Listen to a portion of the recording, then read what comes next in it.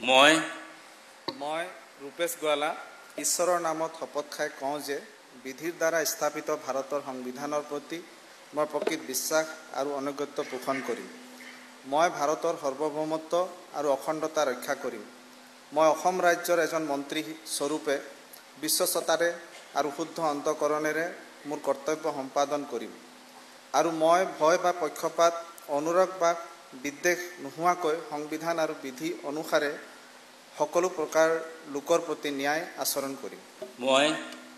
মই ৰূপেশ গোৱালা ঈশ্বৰৰ নামত শপত খাই কওঁ যে অসম ৰাজ্যৰ মন্ত্ৰী স্বৰূপে মোৰ কৰ্তব্যৰ যথাযথ সম্পাদনত আৱশ্যক হোৱাৰ বাহিৰে মই এনে বিষয় যি মোৰ বিবেচনাৰ কাৰণে অনা হ'ব বা অসম ৰাজ্যৰ এজন মন্ত্ৰী স্বৰূপে মোৰ জ্ঞাত হ'ব, কোনো ব্যক্তি বা ব্যক্তিসমূহৰ ওচৰত প্ৰত্যক্ষ বা পৰোক্ষভাৱে জ্ঞাপন বা প্ৰকাশ নকৰিম।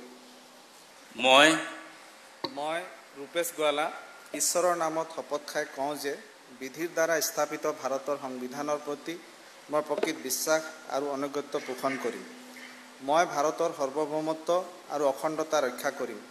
মই অসম ৰাজ্যৰ এজন মন্ত্ৰী স্বৰূপে বিশ্বস্ততাৰে আৰু শুদ্ধ অন্তঃকৰণেৰে মোৰ কৰ্তব্য সম্পাদন কৰিম। আৰু মই ভয় বা পক্ষপাত, অনুৰাগ বা বিদ্বেষ নোহোৱাকৈ সংবিধান আৰু বিধি অনুসাৰে সকলো প্ৰকাৰ লোকৰ প্ৰতি ন্যায় আচৰণ কৰিম।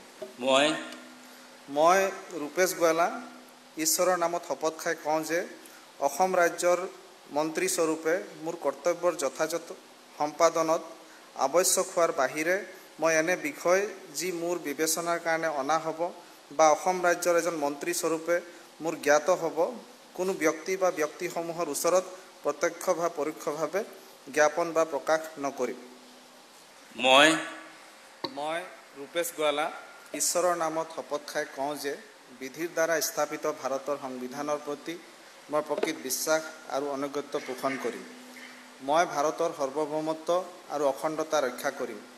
মই অসম ৰাজ্যৰ এজন মন্ত্ৰী স্বৰূপে বিশ্বস্ততাৰে আৰু শুদ্ধ অন্তঃকৰণেৰে মোৰ কৰ্তব্য সম্পাদন কৰিম। আৰু মই ভয় বা পক্ষপাত, অনুৰাগ বা বিদ্বেষ নোহোৱাকৈ সংবিধান আৰু বিধি অনুসাৰে সকলো প্ৰকাৰ লোকৰ প্ৰতি ন্যায় আচৰণ কৰিম।